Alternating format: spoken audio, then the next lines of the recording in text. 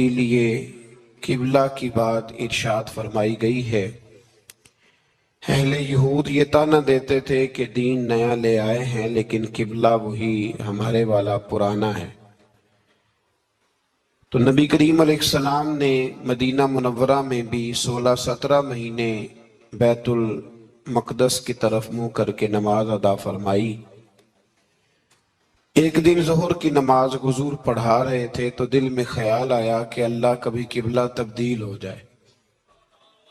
2 रखतें हुजूर ने बैतुल मुक़द्दस की जानिब मुंह करके नमाज पढ़ी और हुजूर ने जैसे ही अपनी तवज्जो आसमान की तरफ फरमाई तो रब करीम ने फरमाया, महबूब हम आपका बार बार आसमान की तरफ देखना मुलाहजा कर रहे हैं, आप जिधर मुंह करेंगे हम उधर ही किबला बना देंगे।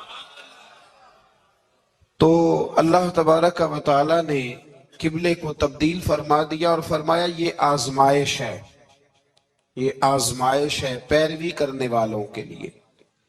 बहुत सारे लोग ऐसे होंगे जो उल्टे पांव फिर जाएंगे कि कल किबला और था और आज किबला और है, लेकिन बहुत सारे ऐसे हैं, बल्कि सारे ही ऐसे हैं, इन्होंने सवाल ही कोई नहीं किया।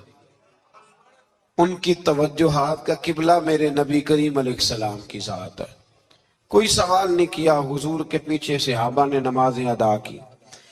फिर इन्हीं 2 रुकुओं के अंदर अल्लाह तबारक व तआला ने इस बात की भी वजाहत फरमाई कि अब मुसलमान जहां कहीं से भी आए वो अपना रुख मस्जिदुल हराम की तरफ कर ले, बैतुल्लाह शरीफ की तरफ कर लें और उसी तरफ मुंह करके वो नमाज पढ़ें। और इन्हीं इब्तदाई 2 रुकू जो हैं इनके अंदर अल्लाह ताला ने ये भी बयान फरमाया कि मुसलमान दरमियानी उम्मत है, उम्मत वस्त है, इसका हर काम अफरात व तफरीद से पाक है, ये हर काम में मोतदिल है। और इसी के अंदर अल्लाह ने ये भी बयान फरमाया कि क़यामत में बाकी जो सारी उम्मतें होंगी वो सिरे से मुकर ही जाएंगी कि हमें तो किसी ने तबलीग की ही नहीं। वो अपने अंबिया कराम अलैहिमुस्सलाम का तबलीग करना भूल ही जाएंगे, वो मुकर जाएंगे। तो रब करीम फिर नबी करीम अलैहिस्सलाम की उम्मत को इरशाद फरमाएगा कि क्या तुम गवाही देते हो कि नबियों ने तबलीग की? तो अल्लाह तबारक व तआला इस उम्मत के उलमा की, सुलहा की, सूफिया की, औलिया की गवाही पुराने अंबिया किराम के हक में कबूल फरमाएगा। ये कुरान मजीद पढ़ रहा हूँ, इस उम्मत के औलिया, सूफिया, उलमा, रासिखून फिल इल्म, ये लोग उठ के गवाही देंगे कि हाँ ऐ अल्लाह, अंबिया किराम ने तबलीग की थी और तेरी दावत को इन्होंने लोगों तक पहुंचाया था। तो उस वक्त बाकी सारी कौमें ये भी एतराज करेंगी कि अल्लाह ये तो बाद में आए थे, इन्हें कैसे पता चला कि हमारे अंबिया ने तबलीग की है? तो रब फरमाएगा हाँ भी बताओ तुम्हें कैसे पता चला? और उम्मत बोल के कहेगी हमें मदीने वाले महबूब ने बताया है, हमें नबी करीम ने बताया है, शुहदा अलन नास। तो उम्मत गवाही देगी, व यकून रसूल अलैकुम शहीदा, और फरमाया फिर मेरे रसूल अपनी उम्मत पर गवाही देंगे, फिर नबी करीम अलैहिस्सलाम उम्मत पर गवाही देंगे। और इस तरह इस उम्मत की गवाही अल्लाह तबारक व तआला कबूल फरमा के बाकी सारे अंबिया कराम अलैहिस्सलाम के तशरीफ लाने को कबूल फरमाएगा और इस गवाही को मंजूर करके अब उम्मतों पर हद जारी की जाएगी कि तुम्हें तबलीग की गई थी, फिर तुमने उस बात को कबूल क्यों ना किया। फिर जब बढ़ते हैं ना दूसरे से तीसरे रुकू की जानिब, तो इसमें अल्लाह तबारक व तआला ने दूसरे रुकू से पहले एक बड़ा खूबसूरत फरमान जो बड़ा ज़ुबाने ज़द खास व आम है, इरशाद फरमाया फज़कुरूनी अज़कुरकुम, तुम मुझे याद करो मैं तुम्हें याद करूंगा, वशकुरूली वला तकफुरून, और मेरा शुक्रिया अदा करो नाशुक्री न करो। वो पीर मेहरे अली शाह साहब, किथे मेहरे अली, किथे मेहरे अली, किथे वो पीर साहब पाक पतन शरीफ तशरीफ ले गए तो वहां नारा लग रहा था हक फरीद या फरीद। کچھ لوگ ہوتے ہیں نا فٹافٹ اعتراض کرتے ہیں. تو ایک صاحب نے پیر صاحب سے کہا یہ کیا نعرہ لگ رہا ہے؟ تو آپ فرمانے لگے یہ قرآن سچا ہو رہا ہے. کہا کیا مطلب؟ فرمایا اللہ کا وعدہ ہے تم میرا ذکر کرو میں تمہارے چرچے کرا دوں گا. تو فرمایا فرید الدین نے ساری زندگی رب رب کیا ہے، اب ان کے جانے کے بعد اللہ فرید فرید کروا رہا ہے. تو اس سے آگے جب ہم چلتے ہیں دوسرے سے تیسرے رکوع میں تو بڑی معروف آیات، یا ایھا الذین آمنوا استعینوا بالصبر والصلاۃ ان اللہ مع الصابرین. صبر کا حکم دیا گیا اور جو صبر کرے اس کو اللہ نے اپنی معیت کی بشارت سنائی. پھر جو اس کے رستے میں قتل ہو جائیں انہیں مردہ کہنے سے منع کیا. پھر فرمایا تمہیں مشقت جھیلنی پڑے گی، تمہیں آزمایا جائے گا، تمہیں بھوک سے، پھلوں اور جانوں کی کمی سے، خوف سے آزمایا جائے گا. اور پھر جو صبر کرے گا فرمایا اسے اللہ تعالیٰ بشارت بھی عطا فرمائے گا اور اس پر رب کریم اپنی رحمتوں کا نزول بھی فرمائے گا. اور فرمایا یہی وہ لوگ ہیں ہم المہتدون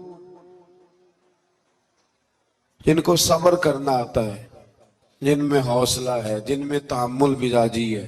فرمایا یہی وہ لوگ ہیں جو اپنے رب کی طرف سے ہدایت پر ہیں. اصل ہدایت اس آدمی کے پاس ہے جس میں پھر کوئی صبر بھی ہے، کوئی حوصلہ بھی ہے، کوئی سکون بھی ہے. پھر اس سے آگے جب ہم بڑھتے ہیں تو اللہ تبارک و تعالیٰ نے تھوڑے سے مسائل حج بیان فرمائے. پھر اس سے آگے جا کے اللہ تبارک و تعالیٰ نے اپنے رب ہونے کی کچھ نشانیاں، کچھ علامتیں بیان فرمائیں، اور وہ والی علامتیں بیان فرمائیں جو انسانی شعور کے مطابق ہیں، جن کو انسان روز دیکھتا ہے. فرمایا زمین آسمان کے پیدا کرنے میں اور رات اور دن کے اختلاف ہونے میں، کہ جب رات ہوتی ہے تو دن نہیں ہوتا اور جب دن ہوتا ہے تو پھر رات نہیں ہوتی. اور فرمایا یہ جو منو ٹنو وزن لے کے دریا اور کشتی سمندر میں چلتی ہے، فرمایا اس میں اور جب ہم آسمان سے پانی برسا کر زمین سے پھل اگاتے ہیں تو یہ ساری چیزیں دیکھ کے سمجھ جاؤ یہ خود نہیں بنی، انہیں کوئی بنانے والا ہے، انہیں کوئی بنانے والا ہے. ان آیات کے اندر اللہ تبارک و تعالی نے اپنے ہونے کی علامتیں بیان کی اور پھر اسی مضمون میں آگے جل کے فرمایا کہ جب میرے بندے میری یہ نشانیاں دیکھتے ہیں تو والذین آمنوا اشد حبا للہ، پھر ایمان والے اپنے رب سے شدید محبت کرتے ہیں، پھر وہ اپنے رب سے شدید محبت کرتے ہیں. اور پھر اللہ تعالیٰ نے اسی رکوع میں آگے جا کے ارشاد فرمایا کہ بنایا سارا کچھ تمہارے لیے ہے، بنایا سارا کچھ.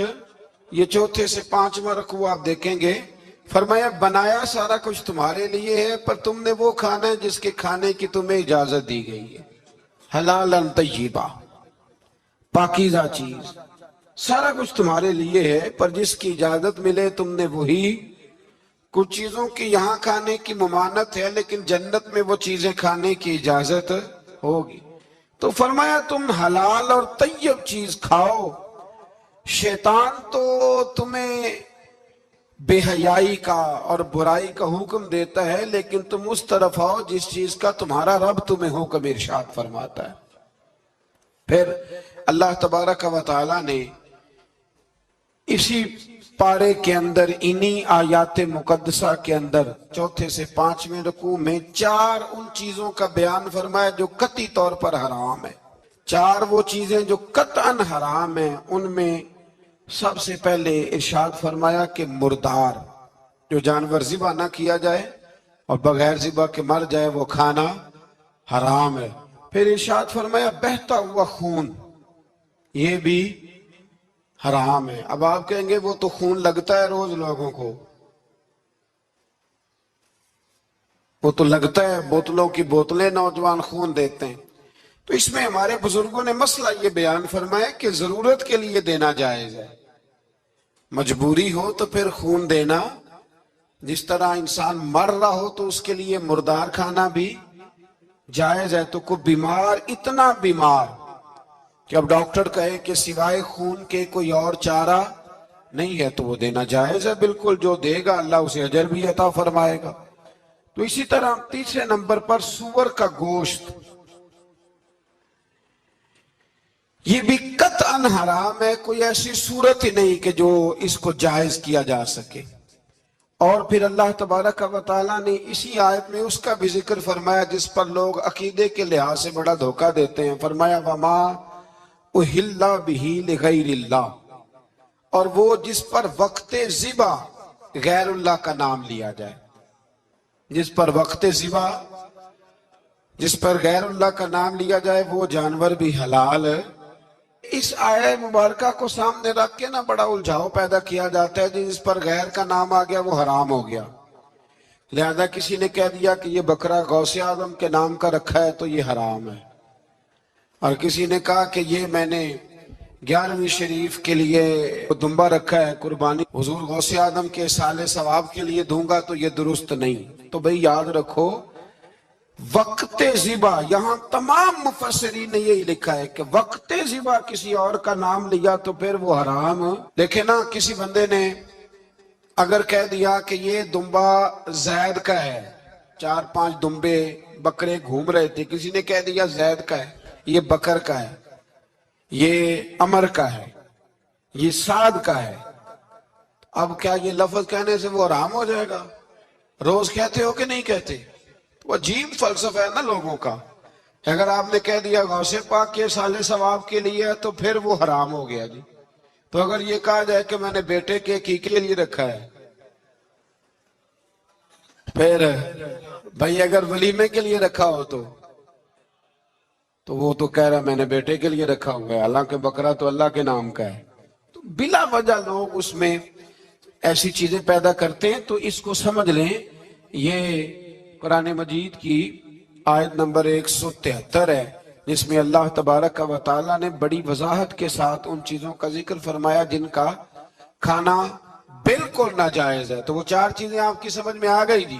سب سے پہلے مردار، پھر بہتا ہوا خون، پھر سور کا گوشت، اور چوتھے نمبر پہ وہ جانور جس پر وقت ذبح کرتے وقت کہا جاتا ہے نا بسم اللہ ہے۔